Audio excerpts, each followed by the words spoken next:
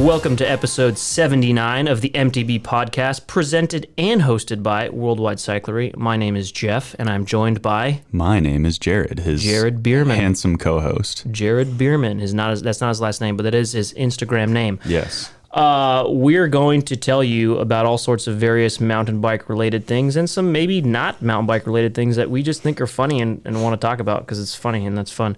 The topics. Why we have been a little silent, as in us as Worldwide Cyclery, on the media front these days. Last, I don't know, month and a half. I don't know, holidays. We had a lot of stuff going on in December and January, so we weren't on YouTube and podcasts and Instagram as much as usual. So we're going to talk about that, some cool things there. We're going to tell some funny stories about, one, how I broke my gravel bike, which is funny and depressing all simultaneously. Jared's laughing at me already. Not surprising. Because he knows what happened. Yeah. It's a good story. We're going to talk about some 2021 bike industry predictions. We're going to talk about a couple of new products, little interesting things there. Answer some listener questions around suspension platforms and when to upgrade your somewhat old bike, and what we are riding right now. Mm-hmm. So, yeah, plenty of things to talk about. Plenty. Let's get into it. Let's do it. Sound effect. Radio silence.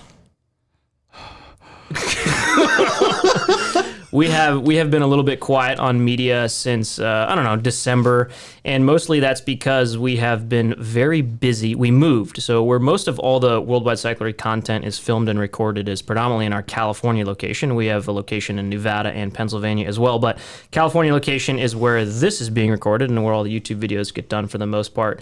And we moved shops. Our lease ended on our last building at the end of December, so we were busy as ever moving desks and bikes and bike racks and tools and everything. I don't know, everything. What did you move? Oh, pretty much everything except for the toilets. I mean, it's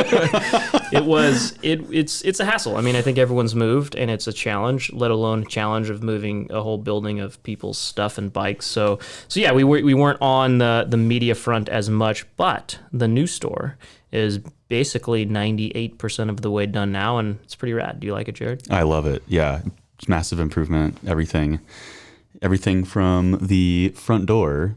The front door. To the back door. You're right, the front door is nice. Yeah, the front door is nice. Mm-hmm. I like it. We now have a sort of dedicated room for recording podcasts and filming YouTube videos, and it's got panels all over it. You can see it right now if you're watching this on the MTB Podcast YouTube channel. You can check it out. Same exact podcast is on YouTube if you prefer to watch rather than listen on your favorite platform. And why wouldn't you? I mean, look at these guys. Yeah. Look at us. Look at us right now. Look at us. Adam, the one of the mans behind the cameras, is just looking at us like, "What are you guys doing?" Shaking his head. But yeah, you'll start to see a different look and feel to our YouTube videos coming up here because we got some fancy new lights and some fancy little sound panels, and yeah, it's all good stuff. We're excited for that. In case you didn't know, our California store it's a retail showroom, so we've got bikes and we do service here, and a lot of the customer support team is here, marketing and media is here. We build bikes, we service bikes, we ship things out of here. Most of our shipping, about 96% of it, goes out of our Reno, Nevada and Lancaster, Pennsylvania locations, which are both retail stores that are mixed in with like warehouse fulfillment side of things. All that stuff is on the interwebs if you're interested in checking that out. Or if you happen to be around there, stop on by. They're all open Monday to Friday. The California one's open Monday to Saturday. Mm-hmm. Jared's here. Please Monday do. To Saturday. I'll be here this Saturday. Oh, really? Yeah. There you go. Please come by. Say hi. Please come by. I'll give you a sticker. No, that is an incentive if I've ever heard it. Yeah, so there you go. That's kind of why we've been a little bit quiet. It's a good upgrade for us. We're excited. Check out the Google machine, Worldwide Cyclery, California, if you want to see some pictures of the new shop. And yeah, expect to see more stuff there. We will hop back on more podcasts and YouTube videos soon enough here. And now let's talk about outlook for the bike industry in 2021. Yes, please. And now, a word from our sponsors. Howdy, folks. My name is Bobby, and I'm the founder of Bobby's Bicycle Butt Butter. Our products were created based on the need for a buttery butt because nobody likes chafe buttocks, and I mean nobody. We have saved thousands of bicycle riding bums with our bicycle butt butter, and you could be next. Visit bobbysbicyclebuttbutter.net and get ready to lather. And now, back to the show. So, So 2020, I think everyone already knows it's kind of been talked about too much now. COVID changed the consumer behavior, the human behavior of, I think, everyone on the planet, right? Oh, yeah, You absolutely. too. And bicycles really benefited from that. There's a lot more people riding, a lot more stuff selling, so stock changed. I mean, everyone already sort of knows what happened. Bicycles got exponentially more popular in 2020, which is great. I mean, I love seeing more people having fun on bikes. That's definitely an important thing that I think makes the world a better place. So that's cool. But it did have some ramifications for the bike industry, and that's getting talked about a lot. And now we're in 2021. And we're wondering what's going to happen this year. Bike Rumor actually wrote a couple really good articles about their predictions for 2021 in the industry in particular, and then sort of mountain bikes of the future. And they were great articles. They got shared amongst the staff, and we're going to just blitz through sort of the key points and our opinions on them, so you guys can kind of know what's going on with the bike industry in 2021 and what's going on with mountain bikes in 2021. So jumping right into that. The first thing on the industry predictions is everything will be in short supply. I would have to agree. I mean, I think it's getting a little better, but I would definitely have to agree. It seems especially to have common parts. Yeah. Like drivetrains. Everybody wants, the entry-level 12-speed, one-body drivetrain. That's getting increasingly more difficult to find, especially the good stuff. Yeah. It's hit its low point, though. Yeah. I mean, things are definitely just spotty. They're in and out of stock way more frequently than they ever used to be in the past. But they come in, they come out, but it's kind of like, I think it's hit its low point, and it's not like just continually to go downhill. It's kind of like plateaued at sort of like, it's low. It's not like it was in 2019 and years past. Totally. So things are in scarce supply. So yeah, I agree. That's definitely a good one. I think everyone who's riding and in the industry has experienced that to some extent right now. And even just our own catalog on Worldwide Cyclery is, I think it's like 40% out of stock or 45% right now. It's been fluctuating around there, which it's tough. I think every single retailer is in that same boat and brand. It's just a challenging environment to get product because it sells so fast, and it's also harder to manufacture it because there's a lot of manufacturing going on and not enough capacity for all of it. So imagine toilet paper. What happened with that? That's basically what happened with bicycles and bicycle parts. Absolutely. So yeah, good prediction on there. Next one, only a few new models will launch. What do you think? I am not 100% sure if I agree with this. I think that some models will launch, as planned, but will you be able to get them? Doubtful. Like we just saw the new Forbidden Long Travel, the Dreadnought, I believe it's called. Yep. And, they have frame-only kits, but they're waiting. There's going to be a few months before they can actually roll out complete bikes.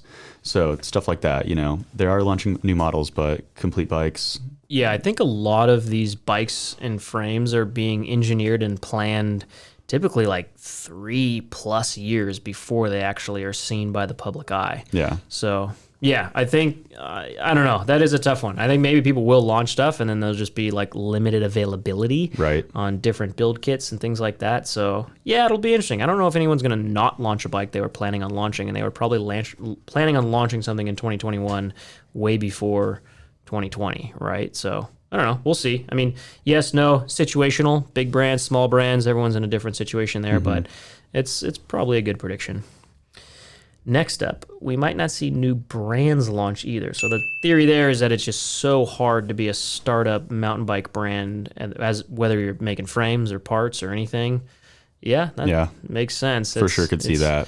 Challenging situation going on. The vast majority of the stuff in the bicycle industry is made in Asia, and the factories over there are just overwhelmed and backlogged and at max capacity. So, yep, I definitely agree with that. Yeah, unless you're doing everything in-house, you're owning your own machinery and everything like that. I mean, yeah, and that's the next prediction, right? So even domestically made parts are going to be hard to get. Yeah, and they've got a wolf tooth pictured there. So yeah, true. I mean, hard to get, long lead times. Everybody just has to hang in there and be patient, and it's just going to take longer to get everything, it seems like. Yep. We sell quite a bit of wolf tooth. They make some amazing stuff, all CNC USA made, and they haven't been, I don't know, you would know better than I would. What is their like stock levels like on their like dropper? They make an amazing dropper remote, my favorite one. Yeah, definitely, like everything before early COVID, it was really hard to get that. Yeah. Really hard to get their dropper remotes and stuff like that. but it's getting better. Yeah, it's better now. It's not horrible. Leveling out. Yeah, 2021 is shaping up. I mean, even just coming into, we're recording this just about mid-February, and it's not that bad. I think we were probably collectively more pessimistic on inventory levels, summertime last year and fall time. Oh, yeah. Fall 2020, we were very pessimistic on inventory coming in 2021, but it's seemingly held on pretty good. But then again, it's February, and come March, April, May, it might all just disappear once everybody's back on their bike. Yeah, once everyone's back on their bike. Yep. In the north, where it's all cold and white right now. Absolutely. Next one, Brexit will complicate things for now. I think yes, but I'm just really not that familiar because we're just American boys, and we've heard about it.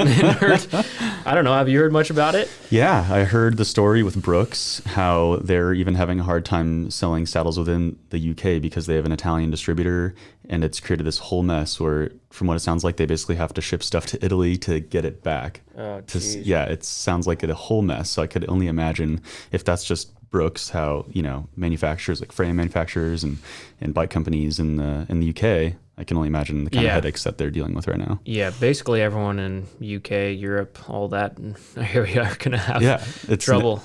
Crazy. That's having a hard time seeing the benefits of Brexit from that standpoint. So complicated. I haven't even bothered to try and understand it because it's just complicated.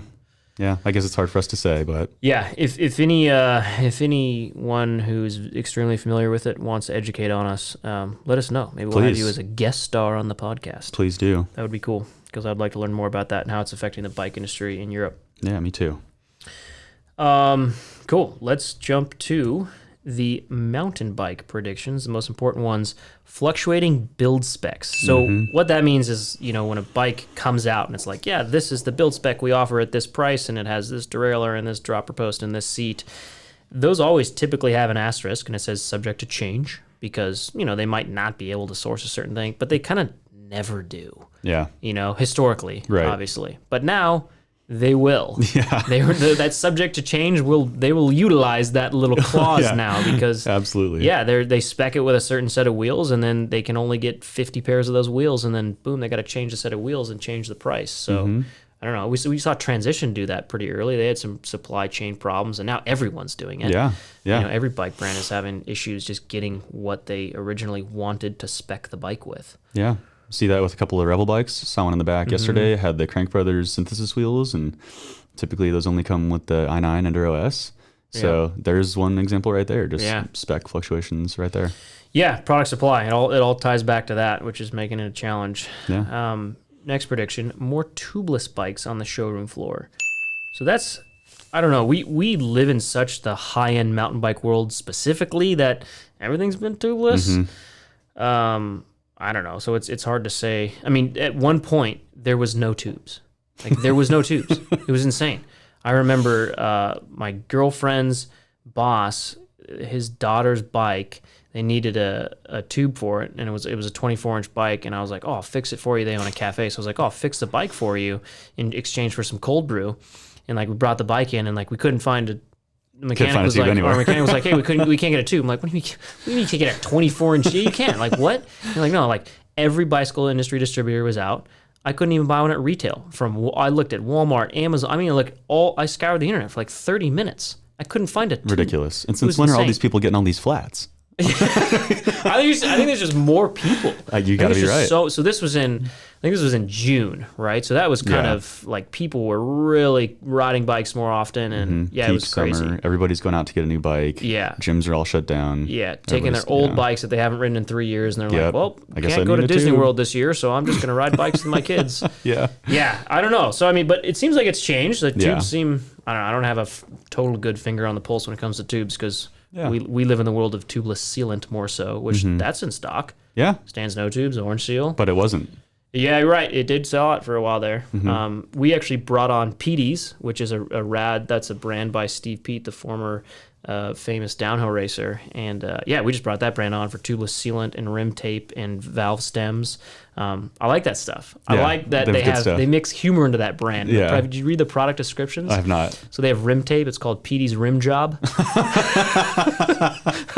And And it's good. So if you want some entertainment, go check out PD's products. We've got a good selection on our site, and they just have good, funny product descriptions and names, and I appreciate that. That's awesome. More 29ers as a prediction. I think you could say that every year for the last 7 years. Like, Yeah. I don't know. I mean, 29ers just get more popular. That makes sense. Yeah. Fox let out some data talking about the percentage of 29ers versus 27.5, and it was pretty clear that 29ers are... Wasn't it like at least 80%? I think it was 80. They sold was 29er forks? In terms of like forks that they sold. Which is insane. Yeah. I didn't even realize. Like upgrade, if you're upgrading, you're upgrading your 29er, which, is interesting. So, I mean, I agree with that. Continued geometry evolution.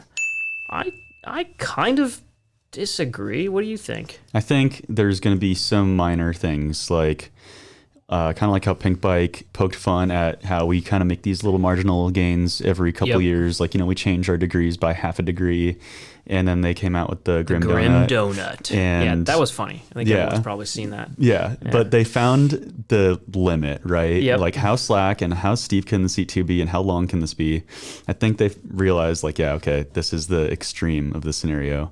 And the marginal gains actually are good for something that kind of lets us, experiment and find that perfect middle ground of like where the good geometry is.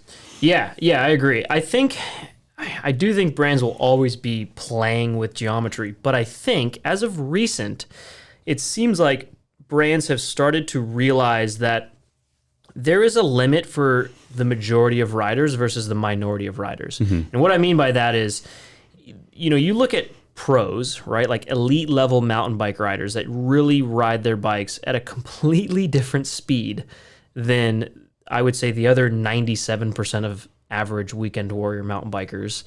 And those riders that ride at that speed just need different geometry. Like they require different suspension setups and different tire pressure and different rims and different geometry. And a lot of those changes that you need when the bike is going that fast, they're a hindrance when the bike is not going that fast.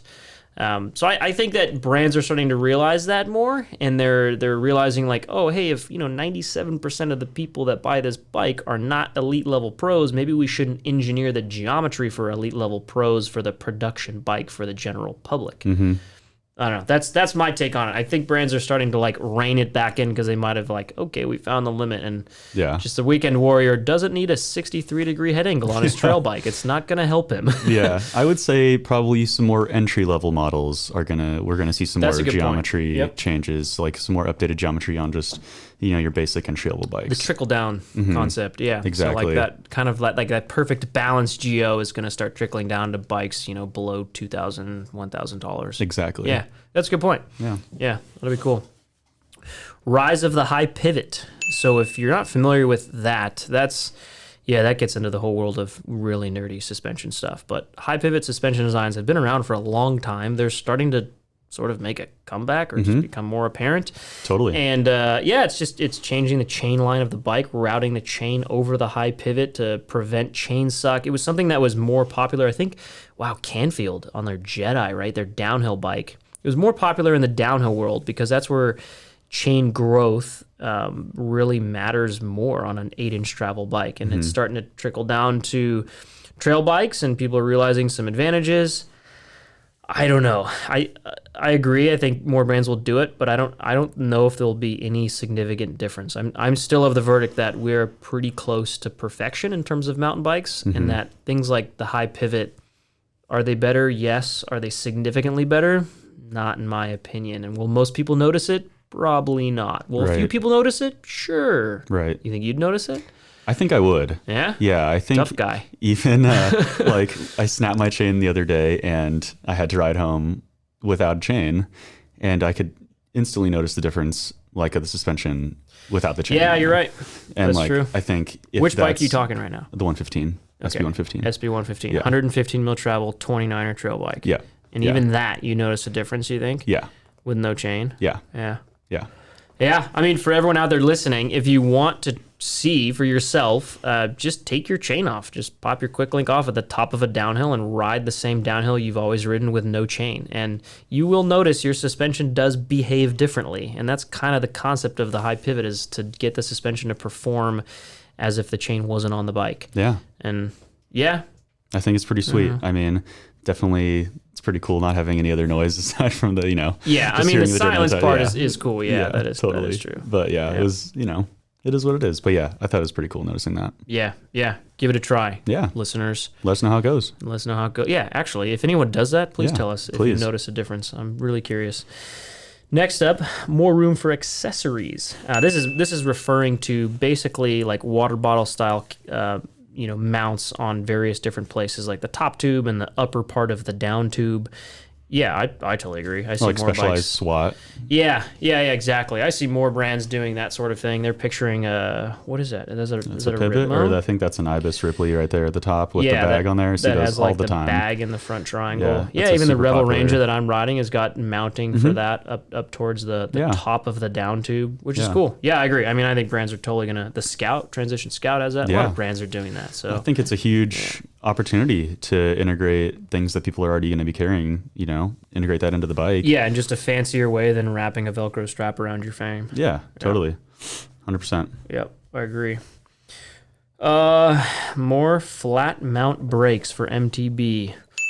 I do not like the sound of that at all. It's like, I hate that it's flat mount. Yeah, that would It's be nightmare. so disc brakes on mountain bikes originally had the IS mount, which you had perpendicular bolts going into a brake adapter that then the brake adapter bolts went down into.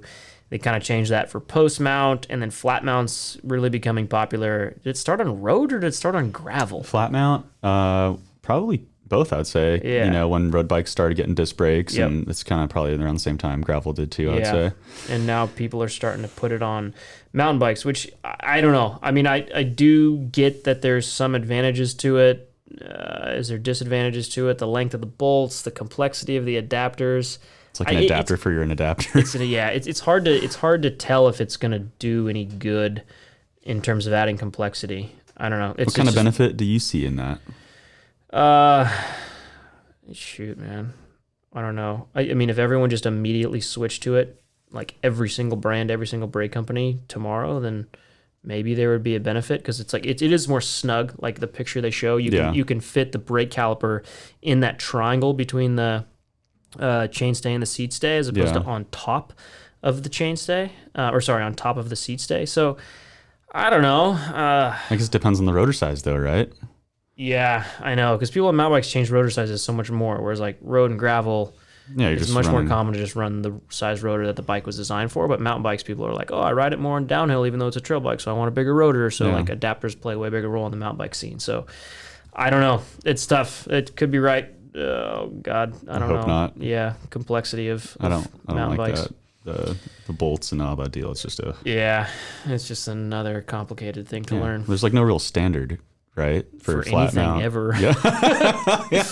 Yeah, it's true. It's confusing. It is. Yeah, go ahead and Google flat mount brakes and just have a gander. See if you leave that Google search more confused than not. Next up, eMTB gets radder and bikes will get lighter. I agree. I mean, I just see so many more e-bikes on the trails. Tons. Of all kinds. It's wild.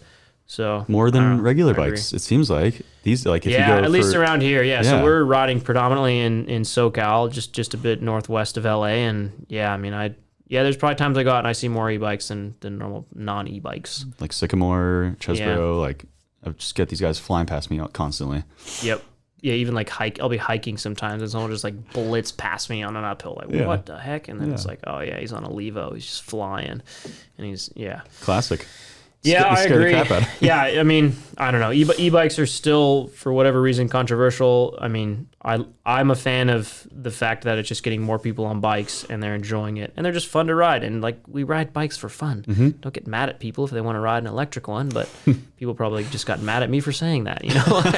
I don't know. It's going to be like it reminds me of the whole 29er thing, when 29ers started becoming a thing. Yeah. And everyone was, there was just this huge faction of diehard mountain bikers that were like, they're stupid 26 for life. There still are those guys. Wagon wheels. Yeah, but they're a really small percentage. Less, It started out as 40% of people just were haters on 29, and now it's like 0.4% of people. Yeah. I think e-bikes might end up being the same thing, but I don't know. We'll see. Yeah, it's like until you try it, right? It's like, don't knock it till you try it. That's how I feel about it. Yeah.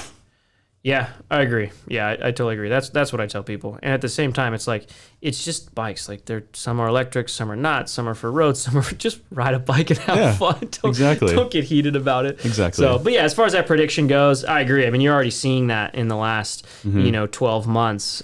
E-bikes just continue to get nicer looking and lighter and more efficient in every way. So I don't know. Yeah, I agree with that prediction. I agree too. Yep.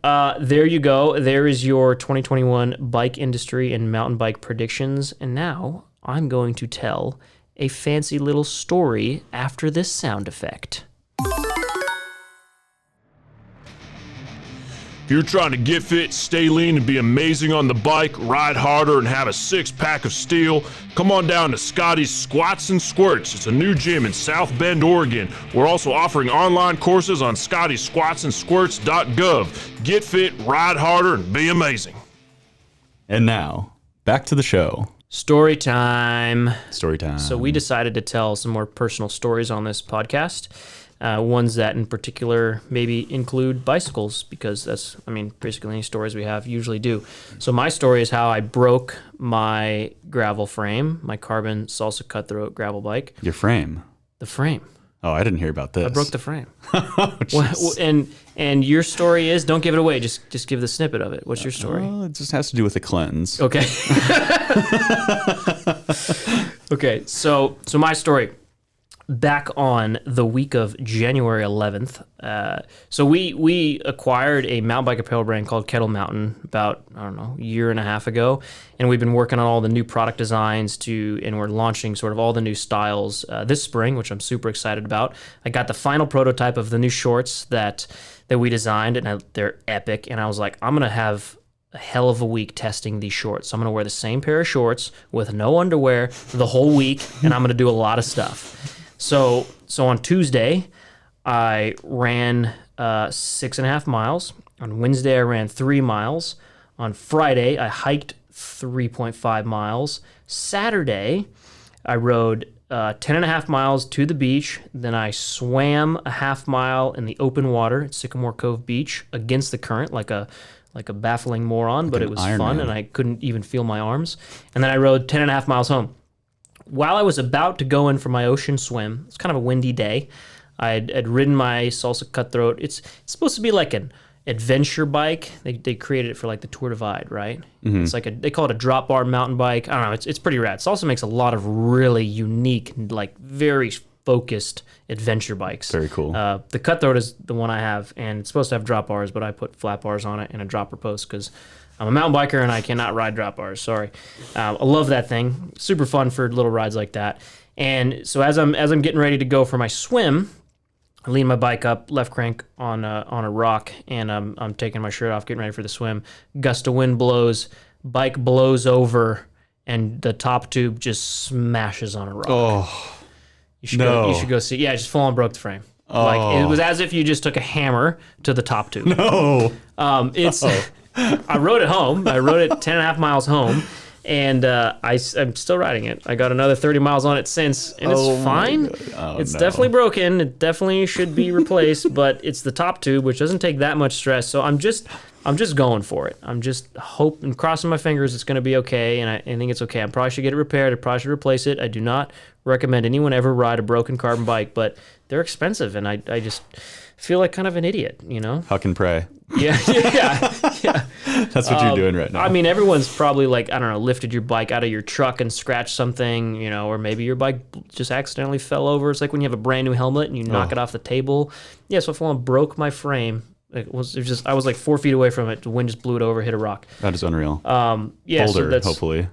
A what? Big rock, maybe like a boulder. I mean, yeah, it was like a football sized like stone in the sand that just like blew and landed right on the top tube. Oh. Yeah, I was depressed. I'm still a little depressed about it. So it's not a very cool story. That's awful. Isn't that fork also? Well, there was a small batch of those Salsa Cutthroats that they had like a recall on the forks, but mine's not one. Okay, good. So my fork is good. I just want to make sure your whole bike is not completely. No, it was a pretty small batch of those. Okay. But I'm still riding it. But anyways, that's how I broke my carbon gravel frame. But I don't know, still works. And then the Sunday, I hiked 16.5 miles How much was that with you? Oh, 11? 10 or 11, yeah. Yeah. Oh yeah, it would have been 10. Yeah. Yeah, so Jared and I and some friends and Jared's girlfriend, we all hiked Mount Boney, which was, what was the total elevation? I went from home and like hiked a trail through home, so I added, I think it's 2,000 elevation. no, it's more than that. More than that? Yeah. Yeah. It's a Between 2 and 3,100 3? foot elevation mountain that like overlooks the ocean. It's pretty cool. It's Newbury. It's like the big prominent mountain that overlooks Newbury Park, which is where we live. We found a new route. Well, I found a new route the night before, and I was like, wow, this looks like a really good route. A lot of scrambling, a lot of sketchiness. We should try and hike that. And I convinced a few people who may regretted their decision or not to hike up this route. Did a lot of rock scrambling, a lot of sketchy climbing stuff, and it was good. Did you have fun? It was a blast, yeah. I would like to get some better shoes next time, but yeah. yeah, do not wear old beach shoes. Jared's girlfriend Paige was more than once said, "I am never hiking with Jeff again."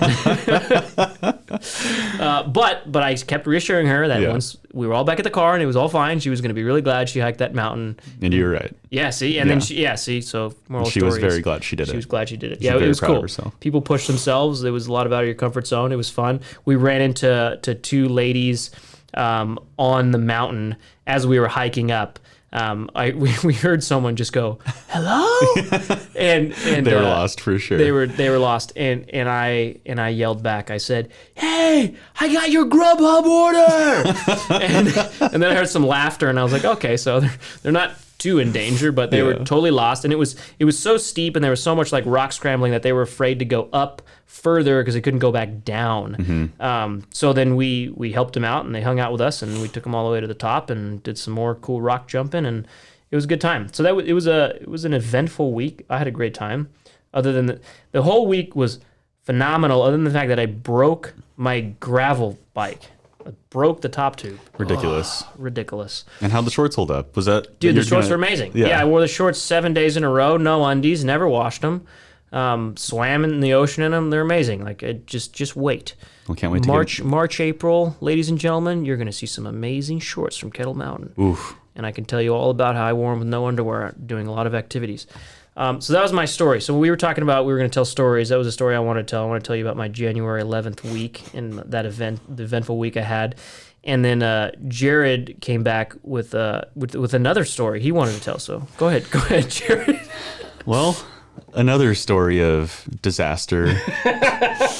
I was in Trader Joe's a few months back and, over by like the vitamins and stuff. And I came across this colon cleanse and I thought this is going to be a great idea.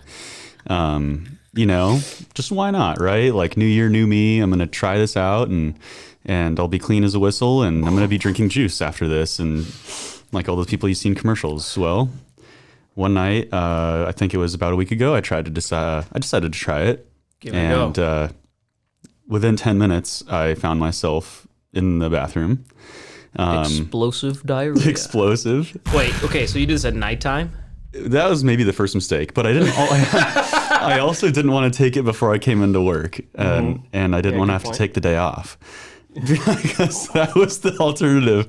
I thought I was this close to texting Al and saying I'm not going to make it in. I can't tell you why. But no, I tried it and it was disaster. Well, I guess there's two ways you could look at it. It was disaster for how it felt, and I definitely was clean as a whistle afterwards. You accomplished the goal. It cleansed out. Yeah. The product did what it said it did, right? Yeah, long story short, there were many, many trips to the bathroom the next 24 hours.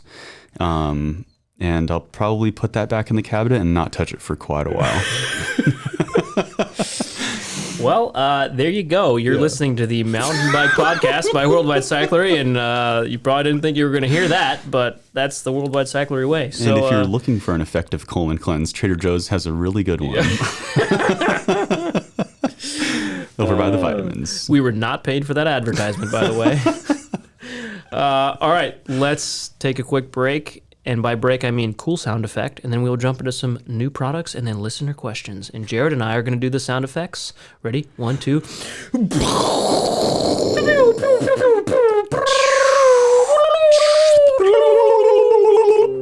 Do you poop a lot? Do you ride bikes a lot? Do you have to poop while riding bikes a lot?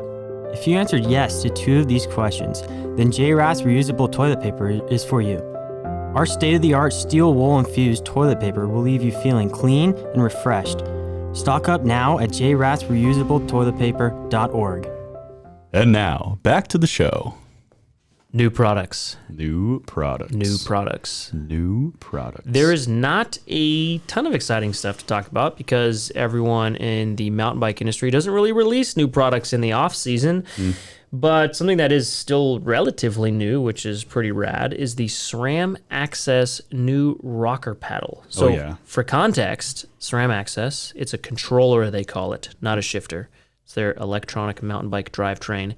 The shifter, also known as a controller. The original paddle was, I don't know, I didn't really like it. I thought it was not that ergonomic. What did you think? Yeah, I mean, definitely required a little extra effort to get into the gear you want. It was just a very different shape than the traditional shifter. Right. Yeah. And took a little getting used to. It took a little getting used to. Yep. Yeah, I agree. So SRAM listened to the consumer feedback, which that's what they said, I would assume, most of them, and they engineered a fancy new one that is much more familiar feeling to the existing regular mechanical SRAM mountain bike shifters. And I think it's much better. It's a $25 upgrade, so that's pretty cool. Much Jared, better. What do you think? I like it a lot, actually. Why? I had the chance to install one on my girlfriend's dad's SB130 lunch ride with an Axis upgrade kit, and super easy to install, which is awesome. And yeah, there's definitely an ergonomic improvement.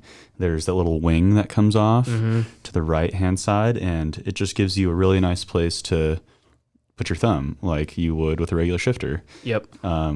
And, you know, it's no surprise it's one of our best-selling products last couple months. I mean, as soon as it was announced and we listed it for sale, it just flew off the shelves. Oh, yeah.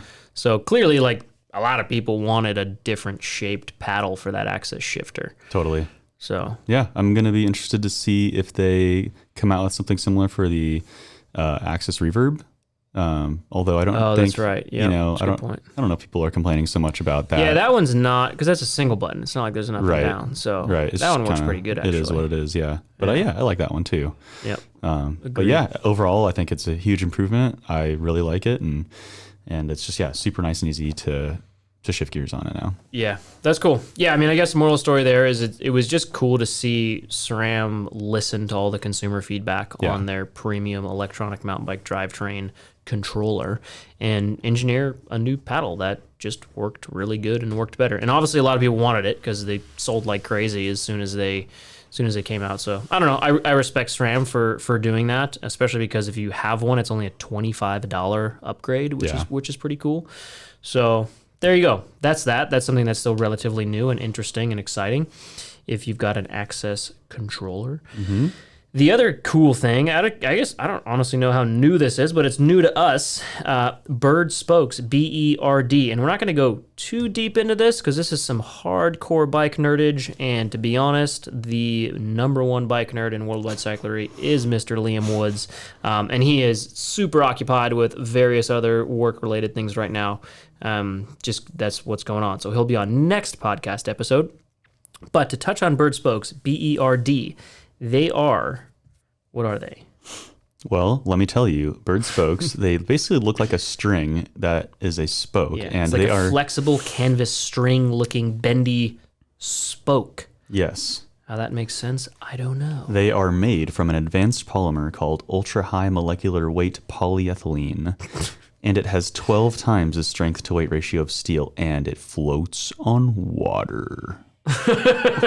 It's pretty cool. They look very cool. It is cool. Yeah, we saw them, we heard about them, and we got in touch with them to test some wheels. And it's cool. Like, it's really interesting when you see an innovative, unusual product like that. And I'm personally kind of a weight weenie. I still care about my bike being light, which most people don't. Jared, do you? To an extent, I guess it depends on the bike. Not as bad as me. Yeah, I mean, I want my, cross-country bike to be lighter. But my enduro bike, I don't really care. I mean, it's a tank, so I want it to be able to smash everything. Yep.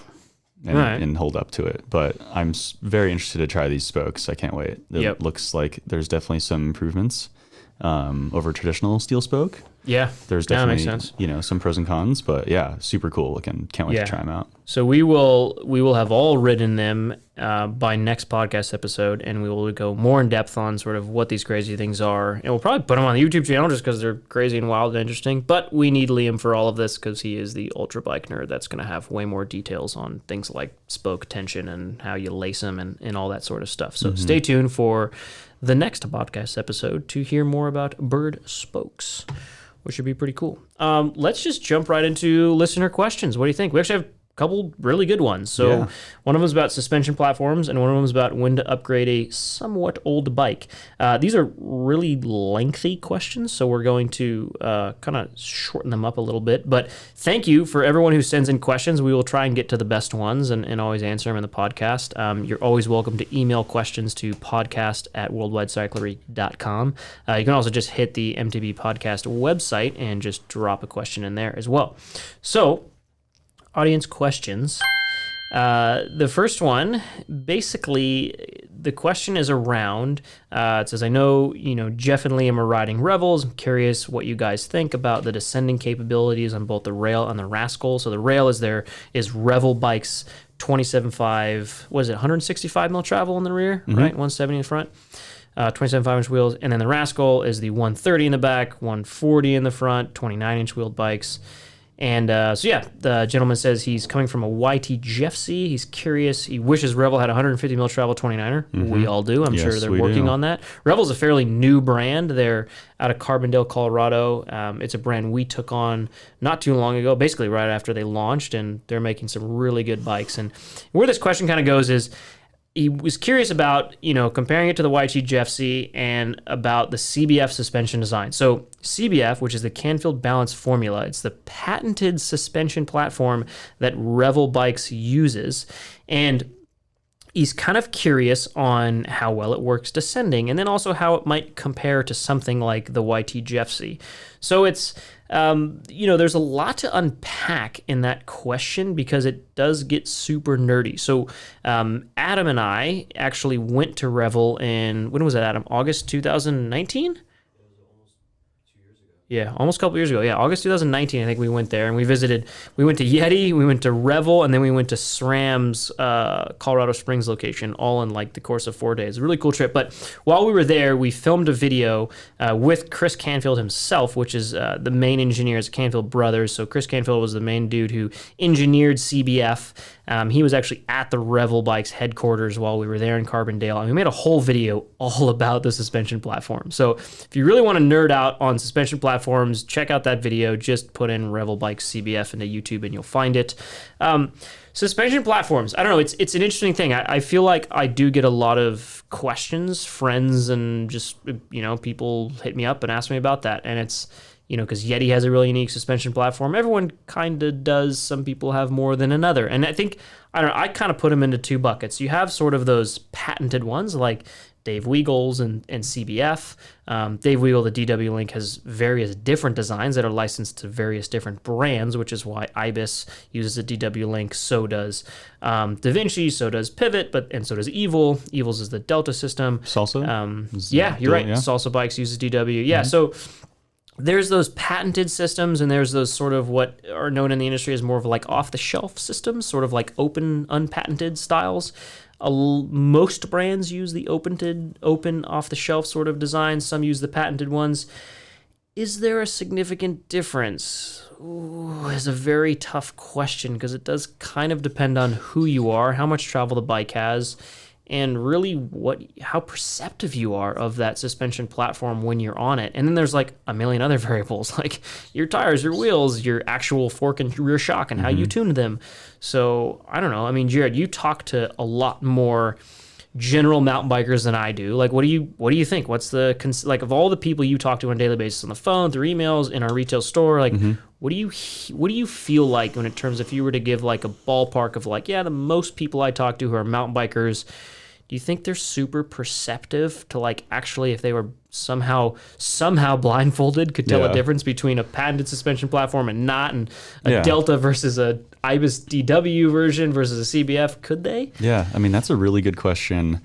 If you could tell, I mean, I would say it depends on the rider and the type of riding you're doing. mostly, right? And Yeah. like you probably won't notice these differences if you're just going out for a pedal on like a nice casual single track. But when you're like really getting into the gnarliest, or like when you're pushing it to the limits, that's I think when you start faster you're going and Yeah. the more travel the bike has is when kind of anyone's going to be more perceptive to the suspension platform and Totally. just the bike in general, right? Totally. Yeah, I think it absolutely depends on how much you're pushing it and just what you're putting the bike through. Like if you're just, like I said, cruising on a single track versus like pushing it and sending drops and super technical rock gardens and jumping and stuff like that, that's all the bike's gonna react differently with different suspension designs. Yep. So the average rider, probably not if you're, like I said, just doing casual riding, but if you're really sending it and just gone rowdy stuff, I think that's when you definitely notice the difference. Yeah, I agree. I mean, I think my take on that is that of all the years I've been in the bike industry, I think the vast majority of riders that are weekend warriors probably won't even notice like the difference between one suspension platform to the other. They probably benefit more from just having good quality suspension and having Right. it tuned correctly. Totally. That's going to make the biggest difference, right? Like if you have good quality suspension and it's tuned correctly for your weight, your bike, your riding style, and the terrain you're on, I think that's going to make the biggest difference. I don't think it's worth getting, although like all the bike brands might want to make you feel like it is, I don't think it's really worth getting like super nerdy into the different suspension platforms. Yeah. If you like to, sure, of course. I mean, you're free to do so. Yeah. But I think for most people, I wouldn't lose sleep over it, I guess I would say. You know, Right. I mean, the best thing I always advise people on is just try various different bikes, I mean, the more things you can try, the better. Because I think a lot of mountain bikers don't have the opportunity, if they don't work in the industry, right? Like they're not pros, they don't have the opportunity to ride a bunch of different bikes and Right. try a bunch of different suspension brands and a bunch of different setups. Like people have jobs and kids and stuff, and they have other things to do than that. But I always advise people to just try more things. If you can, like ride your buddy's bike, trade bikes, go to demo events that, RIP demo events. Yeah, Maybe they'll come right. back one day Totally. after COVID. But, just ride more bikes and see if you can tell a difference and if you really notice any things. And then just like dig deep into your brain. Like, what did I notice? Did I feel different on that bike because the grips were different or because like the whole suspension platform was Yeah. different? I think one thing that most people probably would notice, like right off the bat, is anti-squat. Like if a bike is bobbing or if it's not bobbing and like you're just pedaling better, like that's one thing probably most people would notice, I think. Yeah, Even if it's true. set up well or not. Just immediately that's one thing that's pretty easy to notice. Yeah, I agree. I mean, how a bike pedal, like how a full suspension mountain bike pedals and how efficient it feels and how bobby it feels. Yeah, That huge. definitely is huge. But yeah, I mean, if you're really curious on that, watch the video we made about Revel's CBF suspension platform. And there, basically, you have like the best of both worlds. You have Jeremiah Starkey, who's one of the co-owners of Revel, talking about the suspension platform, and you have Chris Canfield himself literally explaining all about it. And yeah, I'm really proud of that video. I think we did a good job on it. I think there's a lot of suspension nerd info in it when it comes to anti-squat and like what these engineers and bike designers are really trying to pull out of the kinematics of the suspension platform, which is like unbelievably more complicated than it probably should be, but like it's just the utmost bike nerdage. So it's cool. And there's plenty of other good videos. I mean, just type in Dave Weigel and start learning about him and watching him on various YouTube videos that he's featured in, because he's one of the gurus of suspension platform designs as well. So, Yeah. But Rascal or Rail, if you have one bike to do it all. That's what he's saying. I would personally pick a Rascal. I love the Rail. I love the like longer travel 27.5 bike, but for me personally, I would only ride a Rail if I'm predominantly riding like really chunky stuff and going to the bike park a Yeah, lot. I was gonna say park So, stuff. Yeah. Yeah, it was actually cool. So Liam built up a Rail with a 29-inch front wheel. He made a mullet bike, 29-inch in the front, 27.5 in the back. That's on our Instagram. Jared and Liam did a bike check all about that. So if you want to hear more information about that, check that out. But that's kind of an interesting take on like, You want Revel to make a long travel 29er with CBF? Well, you could probably just put a 29-inch wheel on the front of a rail. Yeah. I mean, I rode a Rascal for a long time. I love that bike. I'm currently on the Revel Ranger, which is a shorter travel. It's 115 in the back and then 120 in the front. I love that thing for like most of what I'm doing, especially in the off season when bike parks aren't open. Yeah. But I don't know. I think like the 29-inch wheeled 140, 150 in the front, 130 in the back, or 140 in the back, like that bike to me is like the perfect mountain bike. Yeah. Like you can still be light enough and efficient enough to pedal it up a hill. You can still like throw some meaty tires on there and go ride the bike park. Yeah. And like it's dialed. Like Versatile. you rode an SB 130 quite a while, but Yeah. now you have SB 115 by Yeti, which is a 115 mil travel 29er and Yeah. a 150, right? Yeah. So you have like your shortest travel and your long travel. Yeah. Yeah. Yeah. But that's the thing. It's like I go back and forth all the time between the one bike or the two bikes because you're going to compromise either way. Like if you have that trail bike, you're going to compromise when you're on the gnarliest of the gnarly and on the mellow of the mellow, right? Yep. But that's why I like to have that, short travel 29er rip for all day. And then when you want to go like full send, long travel bike. Yeah. Yeah. There you go. I mean, that makes sense. But I Yeah. mean, it's also a matter of how many Right. people can have two Right. bikes, Jared. But one bike, yes, I absolutely agree. Yeah. If you had one bike, Yeah, would you rather ride a mid-travel. 130 mil travel 29er? I think so. Yeah. Because, the 150, I love it so much, but it would be just a ton to pedal around, even just for like a Yeah. mellow ride around. Whereas like even the 130, even the lunch ride, like it's still super poppy and playful. Yeah. That's And- a Yeti SB yeah, 130 Yeti lunch ride, by 130 the lunch way. ride, yeah. Which like Yeti's SB 130, 29-inch wheeled, 130 mil travel, has 150 in the front, and then the lunch ride, what is it in it? They put It's a longer 160 in the stroke front. shock on it. So Yeah. they put a longer fork on it, 160 in the front, and then Yeah. the longer stroke shock on the back makes it 137. 137 Right. millimeters of travel. Yeah, that's a pretty rad bike. Yeah, it's a good bike. Yeah, that's like Yeti's little, like they call it the quote unquote lunch ride. Yeah. It's a good yeah. all rounder. It's cool. Yeah, it really is. Yeah, I agree. Yeah. So I don't know. I mean, I'm definitely a fan of that like 130 to 140 rear travel 29-inch wheeled bike in terms of like if you're going to have one mountain bike and try and do absolutely as many possible things on it, that's Yeah. probably a great bike. I But would again, agree. like if you like to wear spandex all the time and just like crank out like 40-mile rides, that's definitely not the right bike. Yeah.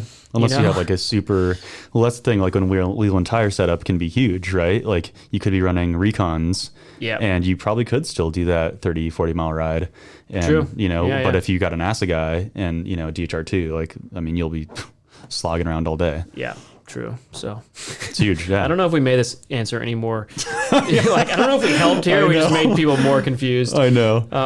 Yeah, I don't know. There it is. Interpret that however you want. Hopefully there was Yeah. something in there that was of value that didn't make the bike purchasing process any more confusing. Yeah. But yeah, at the end of the day, that 130-ish travel 29er, I think is probably the best do-it-all mountain bike. Yeah. For the most part. Yeah. At the end of the day, it's all about the kind of riding that you plan on Yeah, it doing. is. Yeah. What are you going to do the most on it? Like, Exactly. don't buy a bike that works good for a bike park if you go to the bike park 2 times a year. Like, Right. That doesn't make any sense. That's Exactly. what I always try and advise people. Like, buy the bike that you're going to use for the most reasonable amount of terrain you're going to ride most often. Exactly. So, yeah, speaking of bike upgrades, the next question, Mark, he's a long question here, so we're gonna try and sum it up. Basically, he's kind of curious. He says he's not unhappy with his main ride, which is his stump jumper comp from 2014, but he was a little bit more budget conscious back then when he picked it out. And it sounds like a lot has changed on forks, shocks, geometry, etc. since then, since 2014. I would agree, but we'll get into that in a second. So yeah, he's saying, my question is, reasonably, should someone upgrade a bike and how different and noticeable would it feel?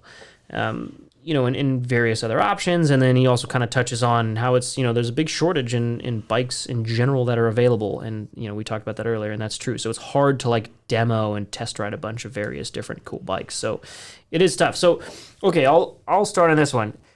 I think that full suspension mountain bikes kind of peaked out in terms of performance of the components and the suspension and the geo and all of that in 2017. I think they've gotten better since then, for sure, but I don't think they've changed that much. So here's what I'm saying. the average 2017 model year full suspension mountain bike versus the 2020 2021 bike, they're not that much different. Not that much. There's definitely some changes, but not that much.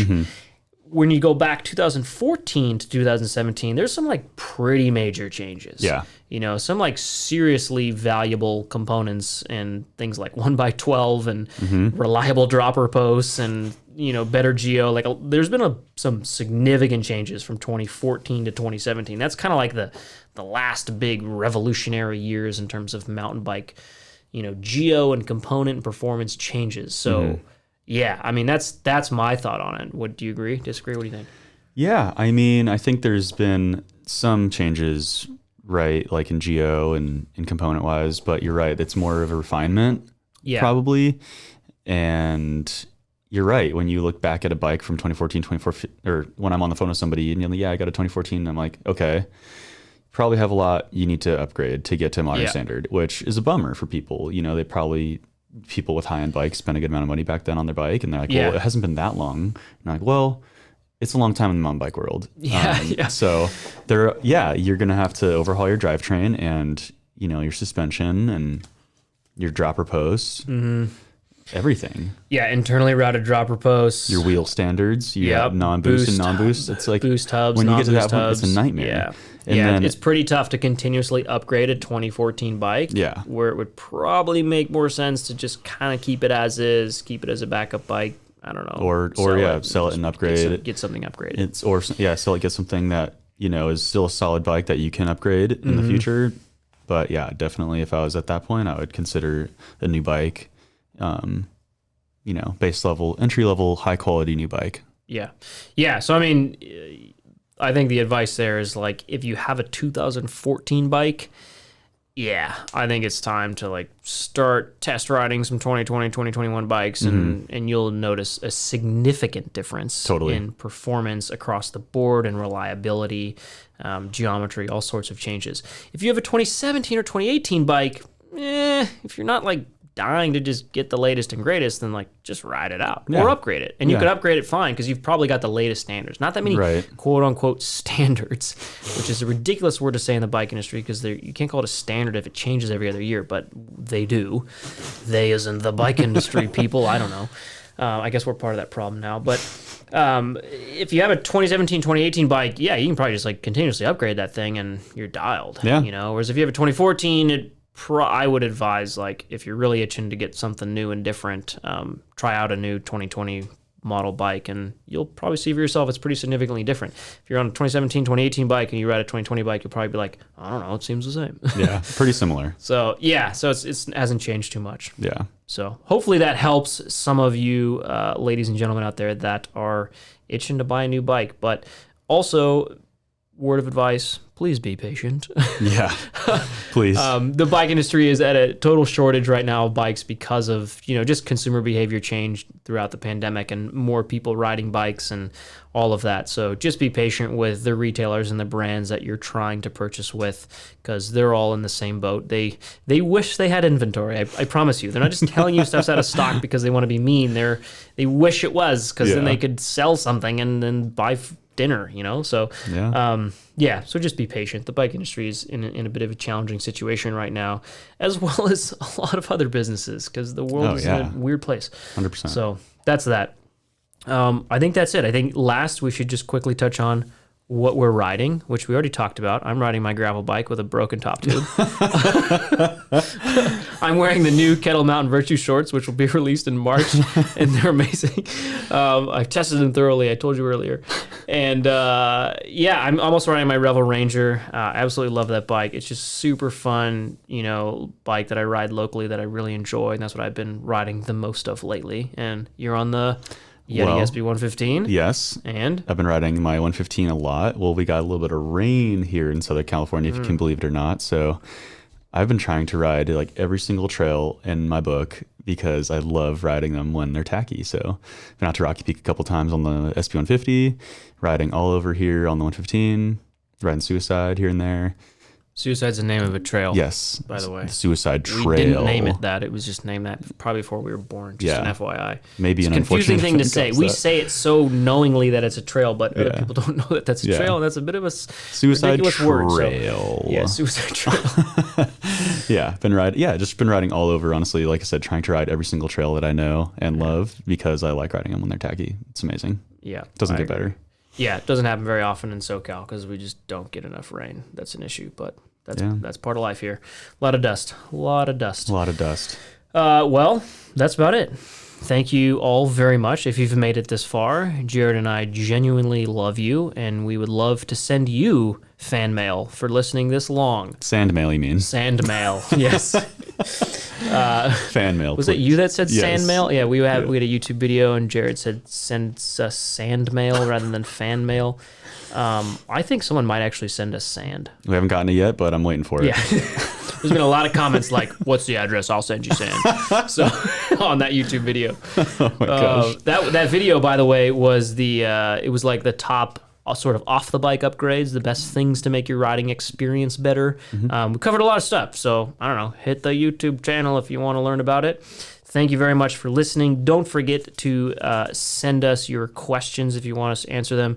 Podcast@worldwidecyclery.com is the email address, or you can hit the MTB podcast website and drop a question there. And tune in on the next one. Or Instagram. DM us on Instagram. Hit us and slide into our DMs and Please say what's do. up.